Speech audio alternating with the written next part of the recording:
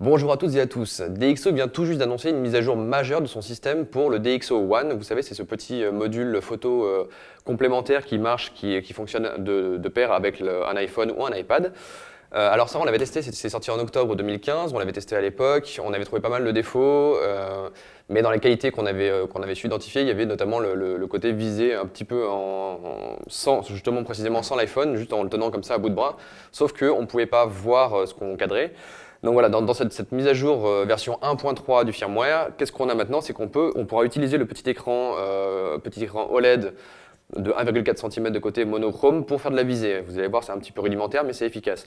Donc trois principales nouveautés de cette mise à jour, c'est cette visée par l'écran OLED, c'est un menu de mémorisation qui mémorise les réglages faits sur l'iPhone, et c'est aussi une baisse de prix plutôt salutaire pour un produit qui était assez cher.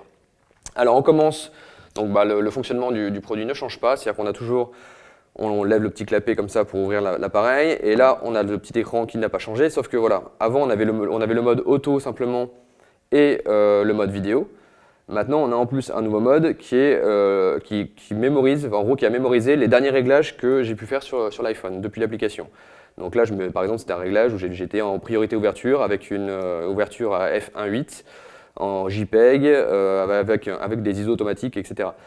C'est plutôt pas mal parce que quand on va partir, par exemple, le soir, faire des photos, voilà, on peut se paramétrer une ouverture constante à f1.8 et on peut jongler entre le mode automatique et ce mode mémorisé. C'est un peu dommage qu'ils n'aient pas poussé l'idée plus loin en proposant plusieurs presets, plusieurs mémorisations pour pouvoir l'utiliser de manière vraiment autonome dans différents cas de figure, mais c'est déjà pas mal. L'autre nouveauté, qui est la principale nouveauté qui rend l'objet, qui redonne un peu une deuxième vie à l'objet, c'est qu'en fait, quand on tient l'appareil comme ceci, par exemple en mode auto, si je fais glisser mon doigt vers le bas, voilà, on a la visée qui est plutôt fluide, comme on peut le voir là. L'actualisation est fluide. Alors en revanche, c'est vraiment le but, c'est d'assister le cadrage. Hein, donc on voit le cadrage.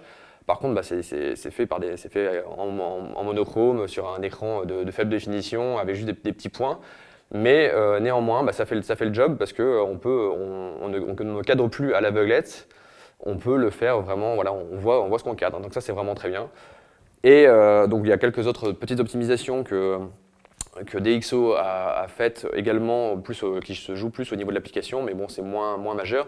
L'autre point très important, c'est que le prix tombe, et à l'époque il était commercialisé avec la suite logicielle DxO, Filmpack et Optics Pro à 600 €. Aujourd'hui, il est vendu sans cette suite logicielle, sans les licences, donc à 100 € de moins, 499, pardon, 500 €. Donc ça reste cher tout de même pour un petit appareil photo comme ça qui est assez difficilement utilisable sans avoir un iPhone, mais c'est en tout cas une démarche plutôt intéressante de la part de DxO de dissocier le logiciel du matériel et du coup de rendre son produit plus abordable.